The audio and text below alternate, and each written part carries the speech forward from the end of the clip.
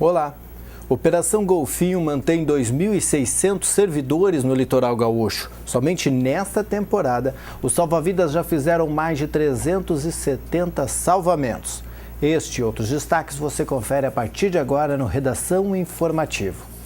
E uma tentativa de furto de veículo foi frustrada na manhã desta quinta-feira no centro de Encantado. Conforme a Brigada Militar, uma saveiro foi levada da frente da casa da proprietária na rua Miguel Luiz Preto. Foi feita a ligação direta no automóvel, mas o motor desligou e o carro foi abandonado a poucas quadras do local do furto, na rua Barão do Rio Branco. A proprietária do veículo notou a falta por volta das 7h40 da manhã e acionou a brigada, que fez buscas, mas não localizou o criminoso.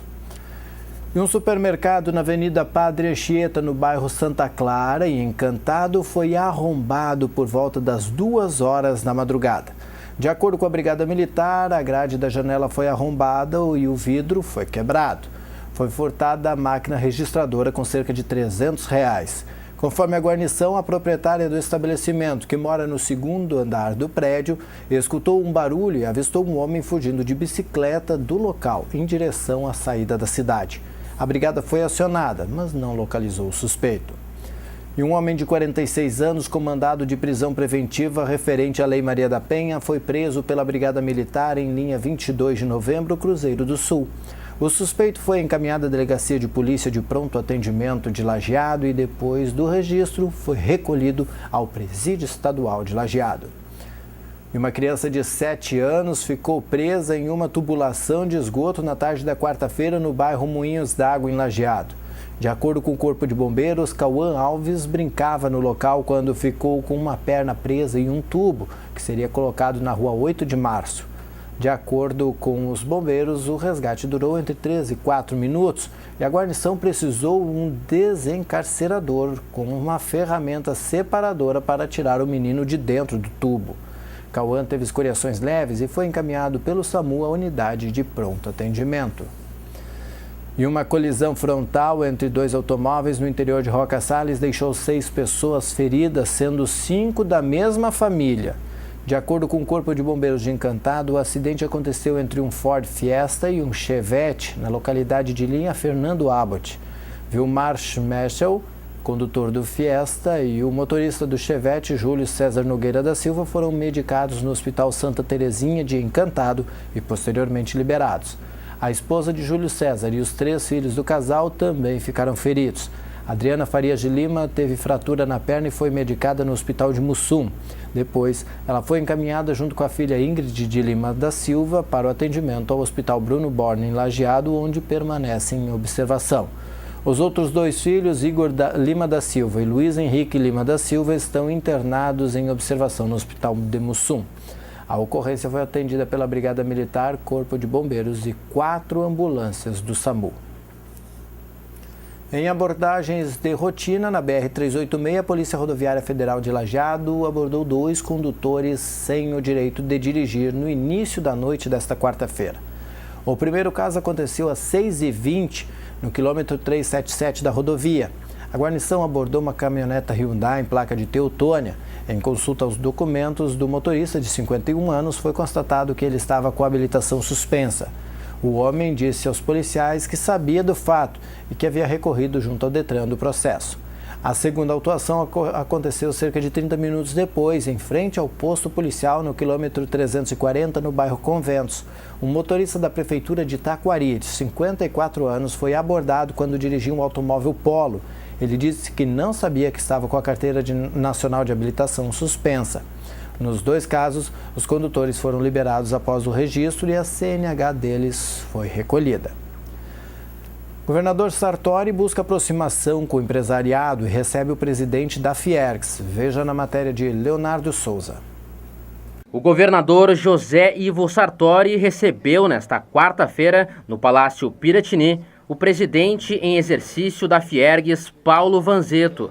Demandada pelos sindicatos que representa a Federação das Indústrias do Rio Grande do Sul, solicitou audiência para debater as novas perspectivas para o setor no Estado. Abrir um diálogo com o governo do Estado, é uma nova gestão, são novos momentos que estão sendo definidos, são novos assuntos e uma nova pauta.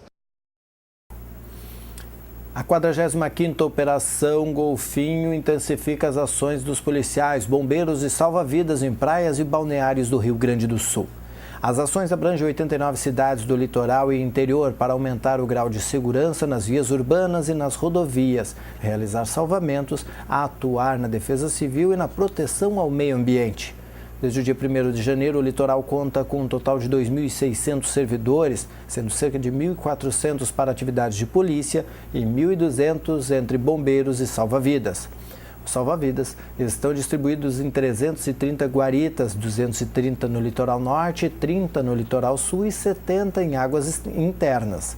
O titular do Comando Regional de Policiamento Ostensivo do Litoral Norte, o coronel Rogério da Silva Albers, afirma que todas as medidas foram tomadas para garantir o veraneio tranquilo no litoral gaúcho. Como medida preventiva, algumas ações são realizadas diretamente com banhistas. Desde o dia 20 de dezembro de 2014, foram feitos 377 salvamentos. Os balneários com maior número de pessoas resgatadas até o momento foram Torres, Tramandaí, Capão da Canoa e Imbé.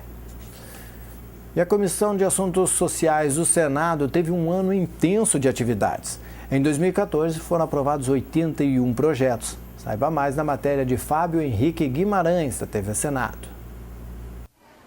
Agora é lei. Desde 20 de dezembro de 2014, o teste da linguinha é obrigatório em hospitais públicos e privados. A chamada língua presa pode afetar a saúde do bebê.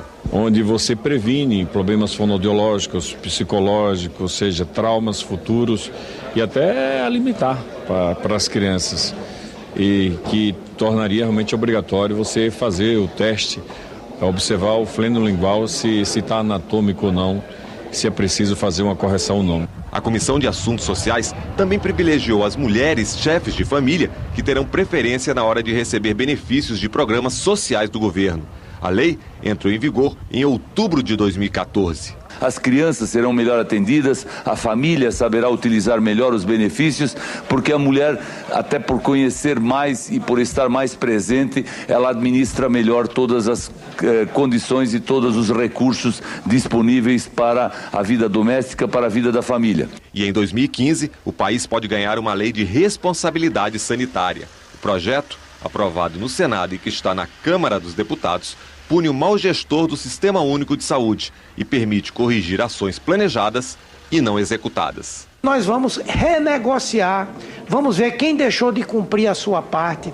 Então, essa é uma inovação importante que nós achamos que vai ajudar a melhorar muito a gestão. As penas todas são compatíveis com o que prevê a Lei de Responsabilidade Fiscal, portanto, nós não estamos sendo mais duros nem menos duros. Entre as matérias aprovadas na Comissão de Assuntos Sociais do Senado e que agora dependem da aprovação dos deputados estão a Política Nacional de Proteção aos Direitos dos Albinos, mudanças na lei que regulamenta a profissão dos aeronautas, punição para quem não respeitar o sigilo das informações do portador do vírus da AIDS. A pena pode chegar a 8 anos de prisão.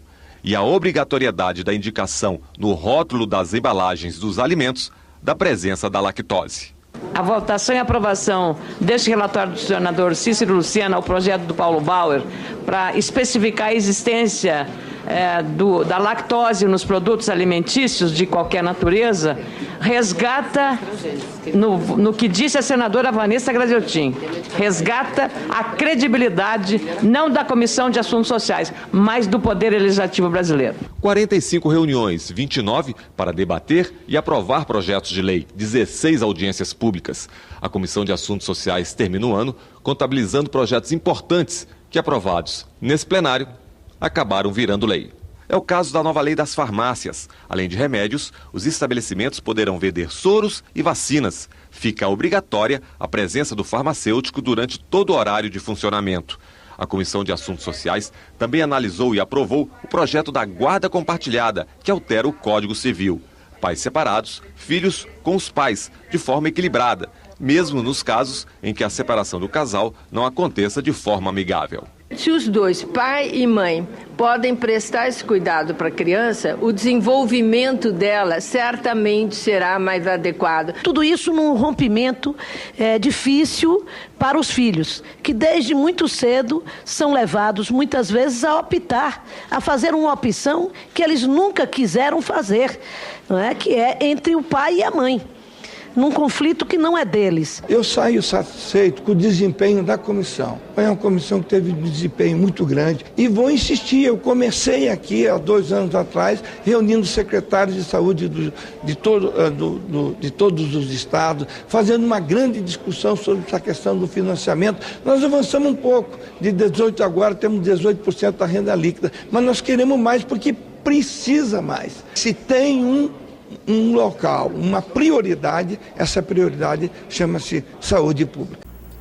A Procuradoria-Geral do Estado se reunirá com a Polícia Civil na Delegacia de Repressão aos Crimes contra a Fazenda Estadual nesta sexta-feira para aprofundar as informações já repassadas e que deram origem ao inquérito policial que investiga eventuais fraudes em procedimentos cirúrgicos na área de traumato-ortopedia. Participam do encontro os procuradores do Estado Patrícia Dall'Acqua, Paulo Jardim e Fabrícia Boscaini. Em meados de 2014, a Procuradoria passou a atentar para o fato de que vinham sendo ajuizadas ações muito semelhantes contra o Estado e o IP, que envolviam os mesmos profissionais médicos e advogados, nas quais eram solicitadas cirurgias de traumato-ortopedia com valores sempre acima de R$100 mil. Esses valores chegavam a ser 20 vezes maior do que o preço do mercado. E a Comissão do Mercosul e Assuntos Internacionais, presidida na Assembleia Legislativa pelo deputado Gilberto Capuani, realizou 33 reuniões ordinárias e 2 audiências públicas em 2014. Entre os destaques do ano, as relações comerciais no Mercosul e seu impacto na indústria calçadista. Veja na matéria de Laís Vargas. Debater as relações comerciais entre os países do Mercosul e seu impacto no Rio Grande do Sul, especialmente sobre o setor primário e nas indústrias calçadista, metalmecânica e moveleira, foi tema de audiência pública em abril na Câmara de Vereadores de Parobé. Então, logo nós assumimos aqui a presidência da Comissão do Mercosul e Assuntos Internacionais, nós nos deparamos com esse problema da dificuldade das relações comerciais Brasil e Argentina, que não vem ao encontro do acordo do Mercosul, daquilo que já foi acordado entre os países do Mercosul. Alguns produtos brasileiros, e principalmente a indústria mecânica, o setor moveleiro e principalmente o setor calçadista está tendo grande dificuldade no ingresso de mercadorias do Brasil na Argentina. A educação também foi tema destacado em audiência pública em Santana do Livramento. A discussão para aprofundar as relações binacionais nas áreas de fronteira, em especial as atividades, os estágios, certificados e o trânsito dos alunos dos cursos ofertados pelas instituições brasileiras e uruguaias, foi proposto pela deputada Marisa Fórmulo.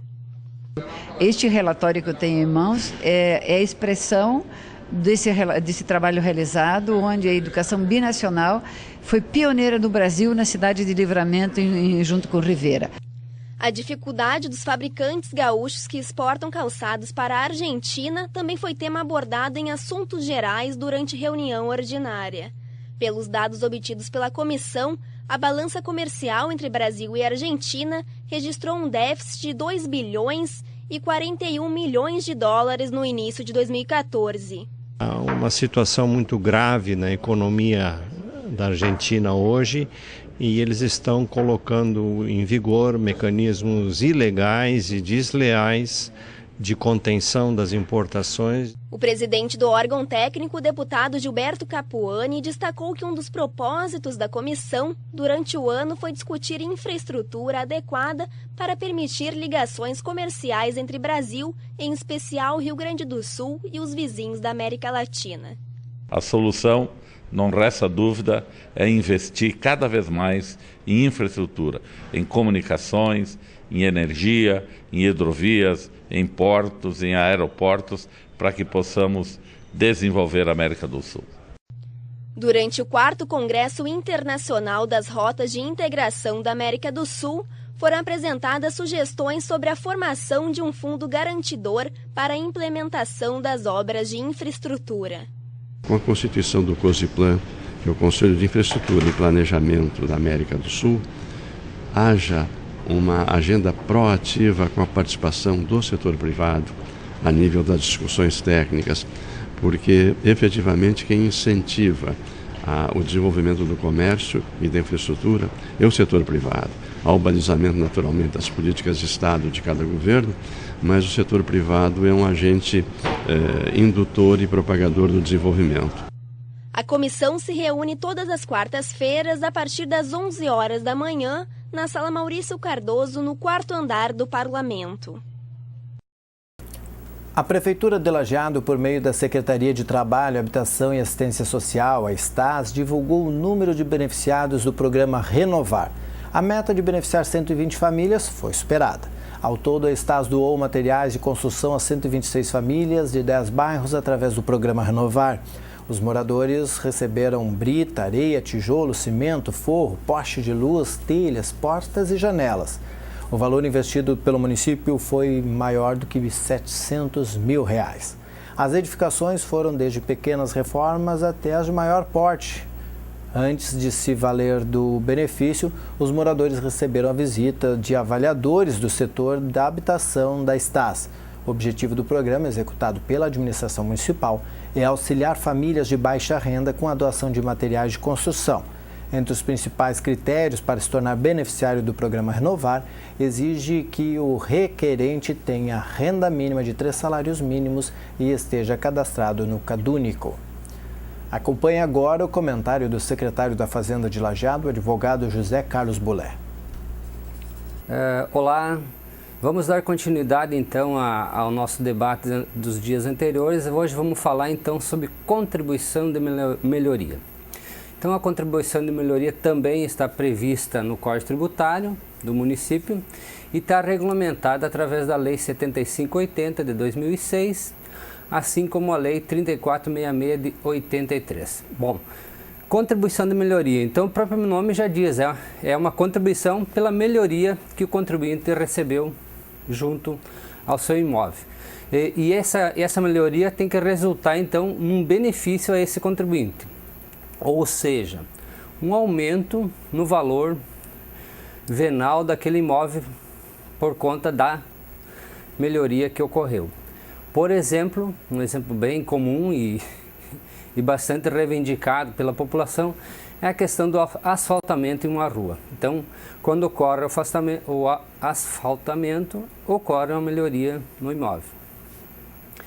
Existe caso de isenção também, que é o caso de loteadores. Quando o loteador, então, faz o seu loteamento e ele executa a obra de pavimentação, ele também pode receber benefícios. E também para aqueles contribuintes com renda até 1.785. Neste caso, a lei prevê um desconto de 50%. E, obviamente, atendidos os critérios da Lei 5.993 de 97. Bom, vamos falar um pouco então sobre requisitos para execução de uma obra, de uma contribuição de melhoria. Primeira coisa que a Prefeitura deve fazer, um orçamento da obra, o memorial descritivo. São duas coisas essenciais para execução da contribuição de melhoria, o orçamento então e o memorial. Com isso, a Prefeitura poderá então definir qual a parcela dos moradores então será atendida, então contemplada por aquela contribuição. É através desses dois instrumentos que define quanto cada morador então vai pagar. A contribuição de melhoria, ela está definida na lei orgânica, ok? A lei orgânica do município, a contribuição de melhoria poderá ser cobrada dos proprietários, então, que receberam aquela valorização pela obra pública municipal. O limite total da despesa realizada é, digamos assim, o valor, digamos assim, como teto, né, para que a prefeitura possa cobrar de cada indivíduo. Então, de acordo com o acréscimo do valor da obra, o acréscimo que a obra então resultar no patrimônio daquele contribuinte vai ser o valor da contribuição de melhoria. Primeira questão, então, que tem que se observar quando executada a contribuição de melhoria, que houve uma valorização do lote. No caso, se a valorização do lote for menor que o custo da obra, só poderá cobrar, então a prefeitura só poderá cobrar a valorização desta obra. Desta forma, a prefeitura então tem que pagar a diferença. Outra situação, se a valorização for maior, por exemplo, foi maior, a prefeitura então ela vai arcar, então, ou nesse caso não vai arcar com a diferença e sim pode cobrar 100% do valor agregado então de valorização naquela melhoria que houve no lote. Antes de iniciar a obra, é importante lembrar, antes de iniciar a obra de pavimentação, como é o exemplo que a gente está falando, a prefeitura poderá, então, ela deverá, para poder então cobrar essa contribuição de melhoria, ela tem que publicar um edital. Esse edital, então, tem que ser publicado 30 dias antes. Lembrando, tem que ter o orçamento, memorial e também a questão da valorização. E também nesse edital tem que constar quem são os beneficiados, ou seja, quais os contribuintes daquela rua, os moradores daquela rua que vão ser contemplados com aquela melhoria. E também a aprovação de lei específica. Então, antes de poder cobrar, tem que se encaminhar um projeto de lei específico, a inclusão daqueles moradores contemplados, então, ou aquelas ruas que vão ser contemplados com a pavimentação. Interessante, após executada a pavimentação, isso é importante, são critérios legais para que possa, então, a Prefeitura Municipal cobrar dos contribuintes. Antes de executada ou após executada a pavimentação, a Prefeitura deverá, então, publicar um novo edital para lançamento agora dos valores que cada, então, morador vai ter que pagar. Então, importante esses critérios, tem que ser obedecido. O prazo máximo para cobrança também é de 5 anos. Então, este, então, é o assunto de hoje sobre contribuição de melhoria. Muito obrigado a todos. Obrigado, secretário. Mais de 440 exposições foram realizadas pelo Núcleo de Cultura e Eventos da Univates no período de 2006 a 2013, com o objetivo de difundir a cultura no campus da instituição. Mostras renomadas como Moedas do Brasil, que apresentou moedas brasileiras do tempo do Império, tiveram lugar nos espaços arte, assim como as exposições de trabalhos acadêmicos dos mais variados cursos da Univates. Para continuar promovendo a cultura nas suas diversas expressões, a Univates abre novo edital para artistas e entidades interessados em expor suas obras nos espaços arte da instituição no primeiro semestre de 2015. Os projetos poderão abordar as seguintes modalidades artísticas: pintura, desenho, gravura, escultura, cerâmica, arte têxtil, fotografia, objeto, instalação, performance e happenings, considerando-se ainda os desdobramentos que esses meios venham a tomar. As inscrições podem ser feitas até o dia 17 de janeiro no Núcleo de Cultura e Eventos, situado no Centro Cultural Univates, na Rua Avelino Tallini, 171, bairro Universitário. De segunda a sexta-feira, das 8h30 da manhã às 12 horas e da 1 da tarde até às 10 da noite. Também são aceitas inscrições via correio, mediante envio de carta registrada ao endereço da Univates. Deve ser postada até o limite da inscrição. O edital completo e a ficha de inscrição podem ser conferidos no link Artes Plásticas do site www.univates.br/cultura. Mais informações podem ser obtidas com o Núcleo de Cultura e Eventos pelo telefone 3714-7000. O ramal é 5945 ou pelo e-mail núcleodecultura@univates.br. E o Centro de Referência de Assistência Social de Antagorda conquistou mais um curso através do Programa Nacional de Acesso ao Ensino Técnico e Emprego, Pronatec. Dessa vez, 20 vagas são oferecidas para a modalidade vendas. Serão 180 horas-aulas. Não há custo para os participantes. Na verdade, o aluno recebe R$ 2,00 para cada hora de curso frequentada.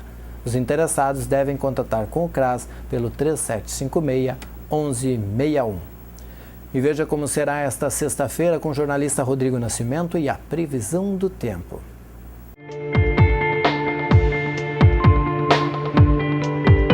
Olá, esse é o Boletim do Tempo para o Redação Informativo, com a previsão do tempo para esta sexta-feira no Rio Grande do Sul e no Vale do Taquari também. E o dia segue como foi esta quinta-feira. Um pouco de sol, nublado e muita chuva. Agora há pouco, enquanto a gente estava preparando para entrar no ar, acabou de dar um trovão. Isso vai ser durante toda a sexta-feira assim. Fecha o tempo, dá uma chuvinha, daqui a pouco aparece um sol e continua chovendo, pelo menos nessa sexta-feira. E as temperaturas também voltam a subir, vai ficar mais quente. A máxima aqui na região deve ficar na casa dos 34 graus nessa sexta-feira. É calor e umidade. E uma dica importante, gente, vale o alerta, continue usando filtro solar, mesmo com o tempo nublado. Os índices de radiação estão bastante elevados e a indicação é para que todo mundo saia de casa bem protegido, certo? Vamos ver então como fica o tempo nas nossas cidades aqui no Vale do Taquari.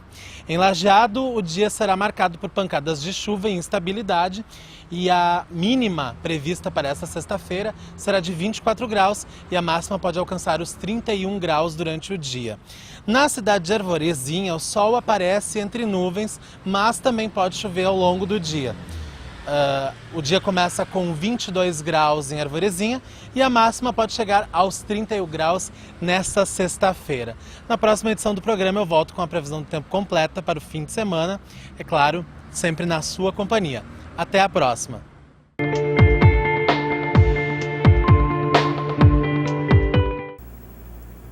Obrigado, Rodrigo. Hoje à noite, às 8 horas, na Casa de Cultura, ocorrerá a escolha da Corte do Carnaval 2015 de Lajeado. Entre as 3 candidatas inscritas pelas escolas e blocos participantes, serão eleitas a Rainha e as Princesas. Também haverá a escolha do Rei Momo entre 2 candidatos inscritos. A corte será apresentada à comunidade no dia 25, durante a festa de aniversário do município, que ocorrerá no Parque do Dique. Este foi o Redação Informativo desta quinta-feira, 8 de janeiro. Nós temos edição inédita na sexta-feira, às 6h30 da tarde. A nossa programação pode ser assistida também no www.tvinformativo.com.br.